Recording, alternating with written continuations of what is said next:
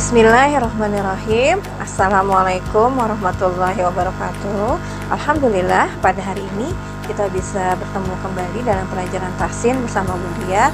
Semoga anak-anakku semua dalam keadaan sehat dan tetap semangat buat belajar.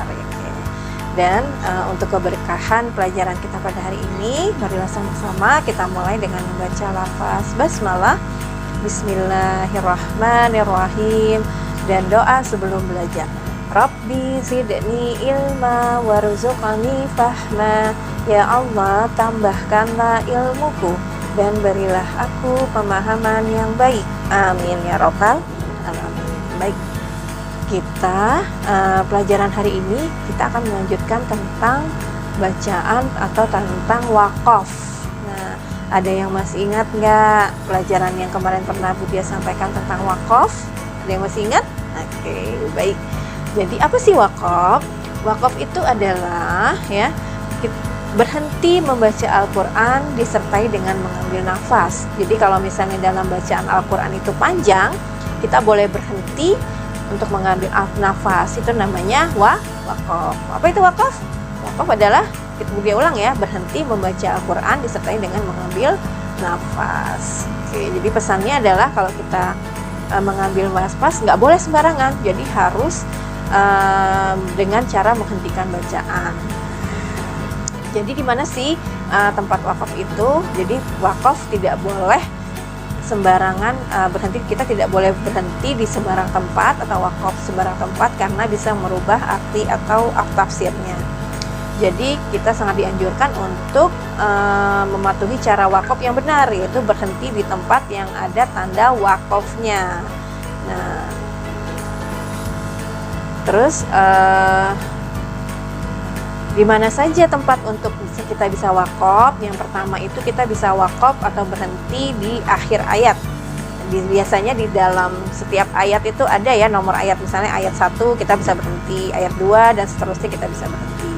Nah, yang kedua, kalau nafas kita nggak kuat di akhir ayat, kalau ayatnya panjang, kita bisa berwakaf atau berhenti pada tanda-tanda wakaf. Sekarang kita lihat ya, tanda-tanda wakaf itu ada apa saja. Yang pertama itu adalah tanda mim. Jadi kalau ada tanda mimnya, kita harus berhenti ya. Jadi kalau misalnya di dalam Al-Quran itu ada tanda mim di atas ya, nih kayak di sini di atas itu ada tanda mimnya, berarti kita seperti di sini nih, ini mim nih ya, ada tanda mimnya, kita berhenti, harus berhenti ya. Jadi kalau mim ada tanda mim harus berhenti.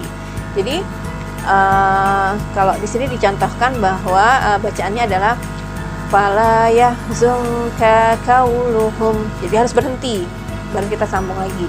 Inna na'lamu ma, gitu ya. Jadi ketika ada tanda mim di atas itu harus berhenti. Itu yang pertama. Yang kedua itu ada tanda jimnya. Nah, di sini ada tanda jim, di sini jimnya nih. Ini ada jim ya. Jadi kalau ada tanda jim itu boleh berhenti, boleh diteruskan bacanya ya. Boleh berhenti, boleh diteruskan ya. Jadi bacanya gini, wala taqulu salasah kalau berhenti ya. Tapi kalau misal kita teruskan nanti kita baca seperti biasa, wala taqulu salasatun, apalagi ayat seterusnya. Jadi itu yang kedua ya. Yang kita ulang lagi ya. Yang pertama tadi mim, apa artinya?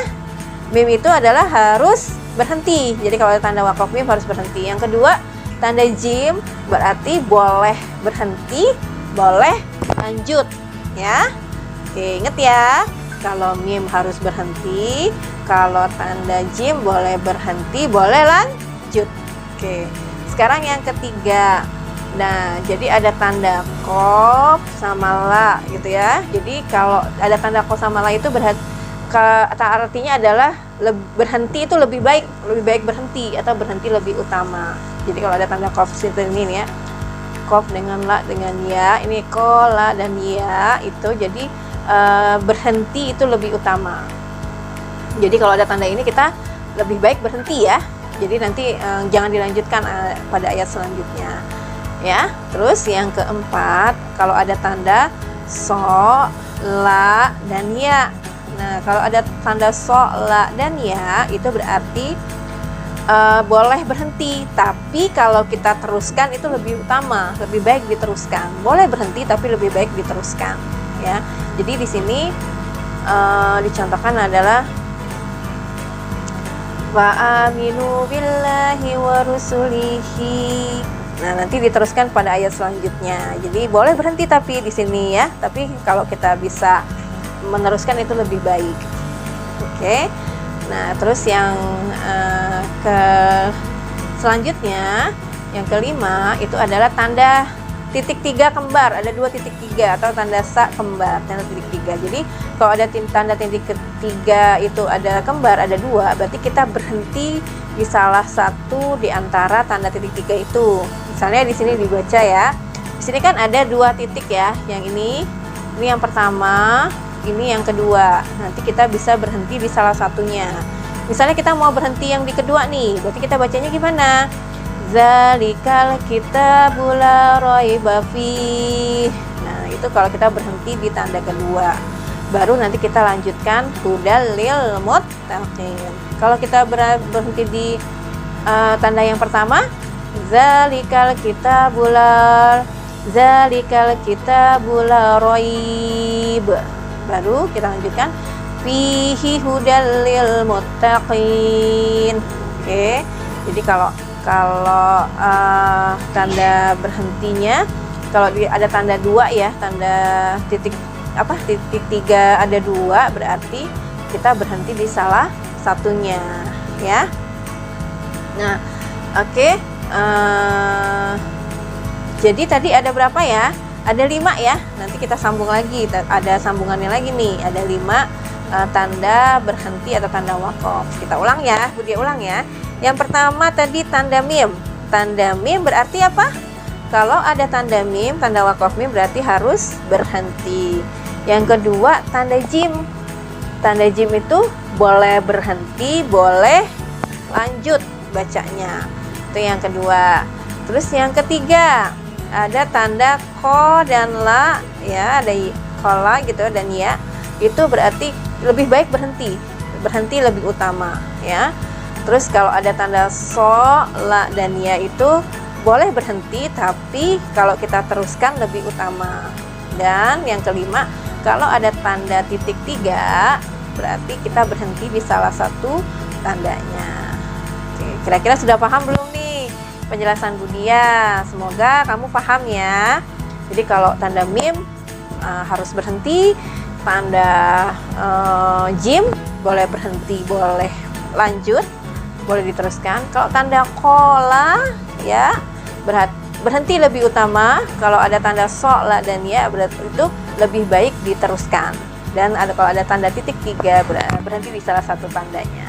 Baik, mudah-mudahan apa yang Budia sampaikan bisa dimengerti oleh kamu semua, sehingga kita nanti bisa tahu ya kalau ada tanda-tanda wakaf bagaimana kita membacanya, atau kita berhenti seperti apa ketika kita membaca Al-Quran. Baik, Budia cukupkan sampai di sini dulu untuk pelajaran tahsin di hari ini. Semoga bermanfaat untuk kita semua.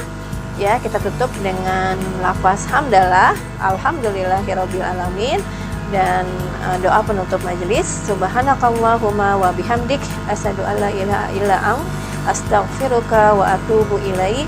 Assalamualaikum warahmatullahi wabarakatuh.